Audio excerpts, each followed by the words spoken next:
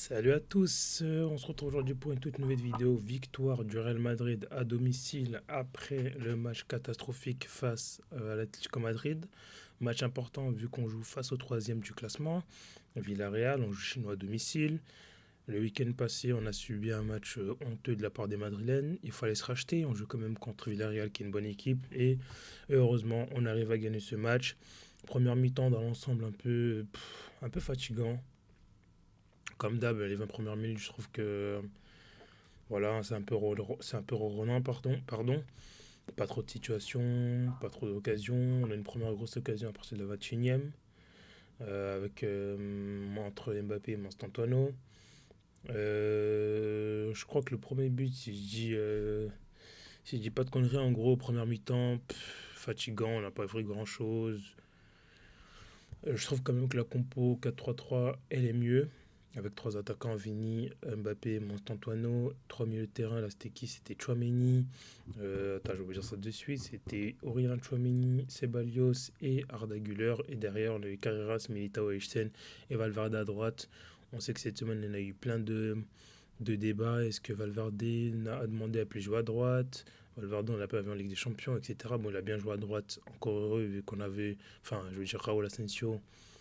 À moins que tu joues contre le dernier de Liga, c'est faible. Là, tu joues comme contre le troisième, tu es obligé de gagner. T'as Trent et Carvajal qui sont tous les deux blessés. Jude Bellingham, encore une fois, sur le banc. Kamavinga sur le banc. Voilà, dans l'ensemble, il y a eu des changements. Voilà, on va parler directement des points forts. La défense peut mieux faire. Même si le but de Villarreal, je crois que c'est après le 2-0, on encaisse un but de Mikotadze. Ce mec-là, franchement, la qualité de frappe qu'il a, impressionnant. Je crois qu'il frappe pied gauche, à côté du poteau. Enfin, il n'y a rien à faire. Donc, en soi, on encaisse des buts. Le meilleur match de Valverde, bizarrement, c'est au poste de latéral droit.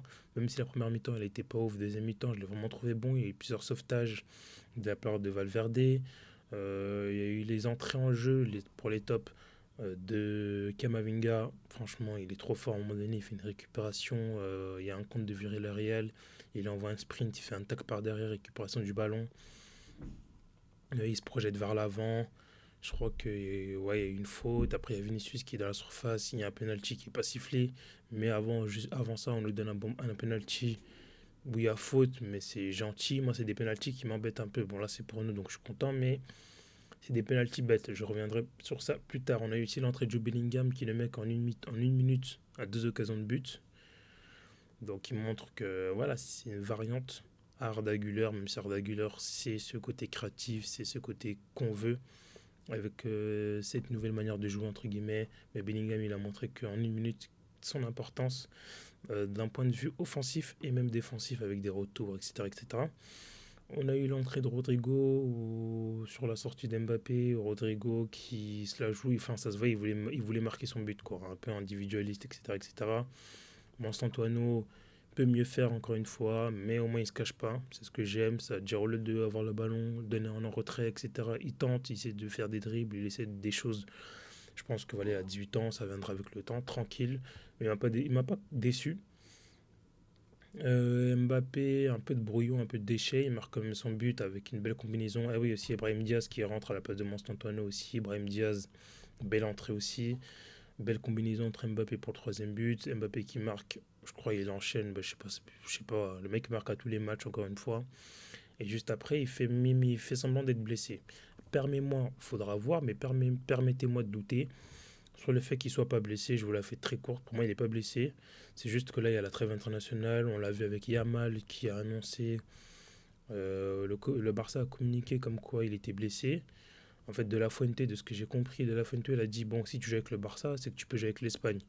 Du coup, le Barça a fait quoi? Ils ont fait un communiqué, je crois que c'était hier, je crois, où ils annoncent que Yamal sera absent pendant 2 à 3 semaines. Du coup, il ne pourra pas jouer le match contre Séville. En gros, s'il avait joué Séville, l'Espagne, ils auraient dit ben, il peut jouer, enfin, il n'est pas blessé, il vient avec nous.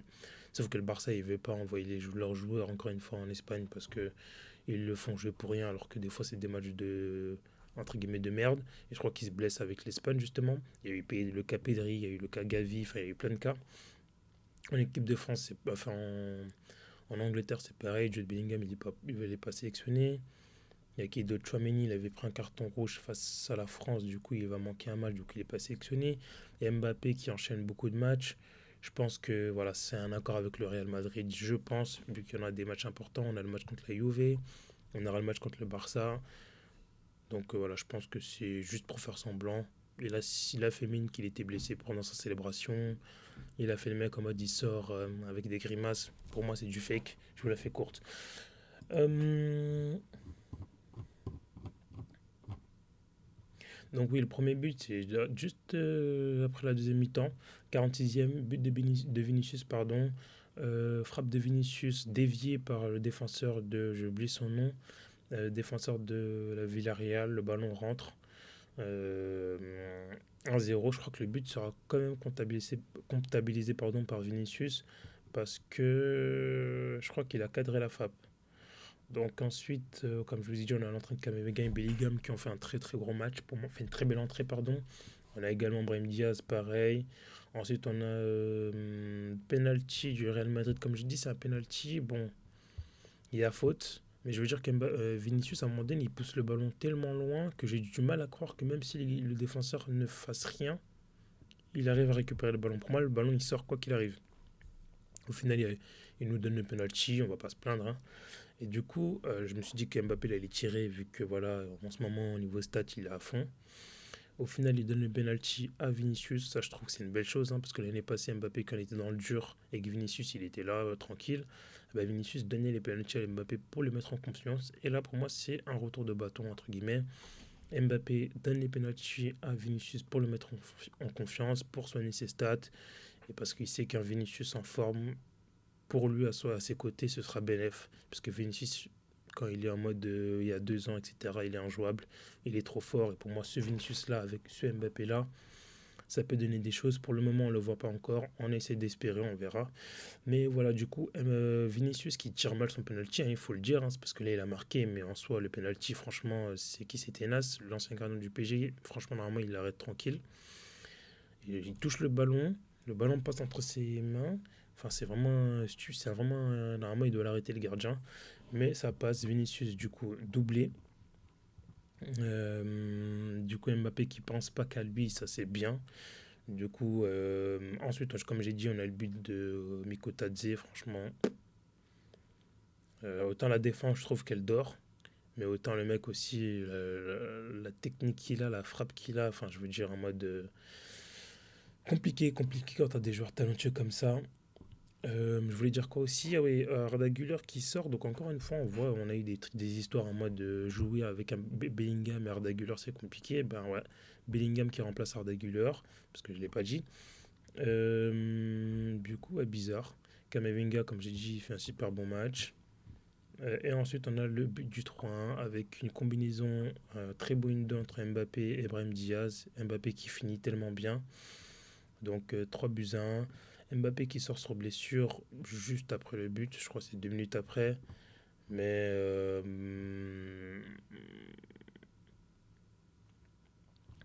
ouais, juste après le 3-1, il y a encore une action de Mikotadze. Franchement,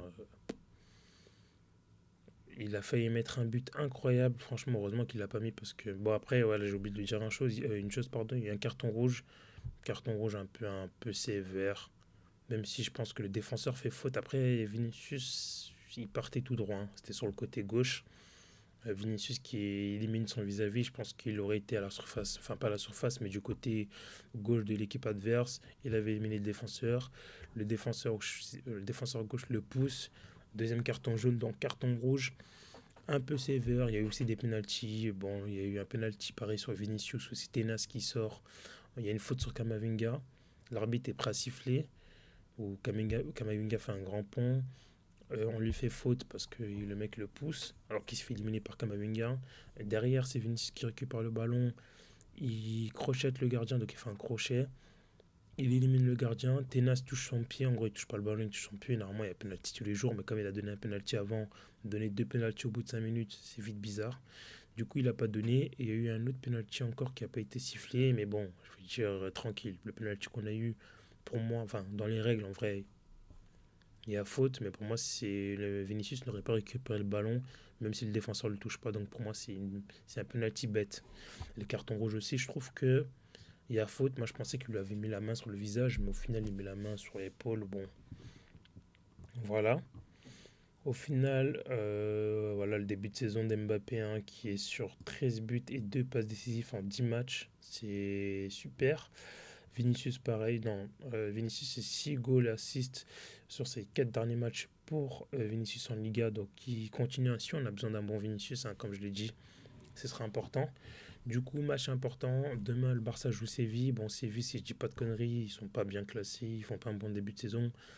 Je sais même pas s'ils jouent à l'extérieur. On espère que le Barça fasse un faux pas, mais ça va être compliqué, comme je l'ai dit. Il n'y aura pas Yamal, mais je trouve que le Barça en Liga sans Yamal, au moins les autres joueurs se mettent en avant et se mettent en évidence. Comme j'ai toujours dit, les Rafinha, les Ferran Torres, les Olmo, même Olmo, les Lewandowski, je trouve qu'ils font le taf en Pedri, etc. Ils font le taf. On espère un faux pas pour qu'on puisse garder la première place avant la trêve internationale. La trêve internationale bien fatigante, encore une fois, qui nous coupe l'élan. Comme j'ai dit, l'après-trêve, ça va être important. Il y a le Classico, tu as le match contre la Juve, tu as un autre match, je crois, en Liga, je crois que c'est Retafe, je sais plus. Bref, les enchaînements vont être hardcore. Faudra être là, hein. Franchement, on a vécu une humiliation face à l'Atlético Madrid. J'espère ne pas subir pareil contre le Barça. Comme j'ai dit, la Liga, en vrai de vrai, 90% des équipes. Parce que là, on a éliminé, franchement, là, on a joué qui? On a joué l'Atlético Madrid. Bon, là, je crois qu'ils sont 6e, 7e, une connerie comme ça. Mais on sait que, logiquement, c'est la troisième meilleure équipe du championnat espagnol. On a éliminé Villarreal qui fait un bon début de saison, qui était troisième. On a joué la Real Sociedad. Voilà, je veux dire, on a joué des équipes chiantes. Donc, à part le Barça, je vais dire les autres équipes, même s'il y a des équipes compliquées. Voilà, si tu joues Valence, c'est eux. Si tu joues Bilbao, je crois qu'on les a joués. Non, je suis pas sûr qu'on les a joués. Non, on les a pas joués, je pense. Mais bien sûr, il y a encore Bilbao, il y a encore des petits clubs chiants. Et on n'est pas à l'abri de perdre contre, je sais pas moi, le 18e, le 17e, comme d'habitude les années d'avant. Mais je veux dire que, voilà, le Real Madrid face au. Si c'est pas le Barça ou l'Atlético, pardon, le Real Madrid a de grandes chances de gagner ces matchs. Donc pour moi, la Liga, ce sera pas mort.